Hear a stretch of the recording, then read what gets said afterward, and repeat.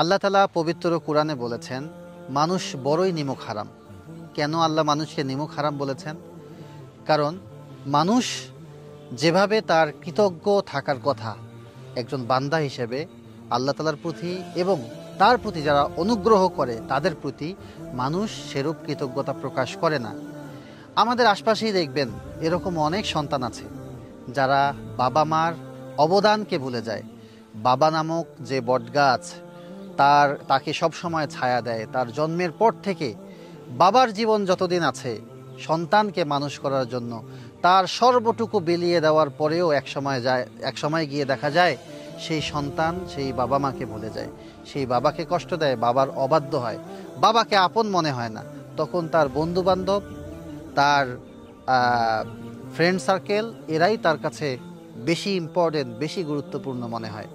এজন্যই তো হয়তো আল্লাহ তাআলা মানুষকে বলেছেন মানুষ বড়ই নিমক হারাম। আমাদের আসলে মূলকে ভুলে যাওয়া উচিত নয়। বাবা মা, আত্মীয় স্বজন যারা আমাদেরকে সব সময় সাপোর্ট করে, যারা আমাদেরকে সব সময় ভালোবাসে, আগলে রাখে, তাদের প্রতি কৃতজ্ঞ থাকা উচিত, আমরণ তাদেরকে ভালোবাসা উচিত। আল্লাহ যেন আমাদেরকে বোঝার তৌফিক দান করেন। আল্লাহুম্মা আমিন।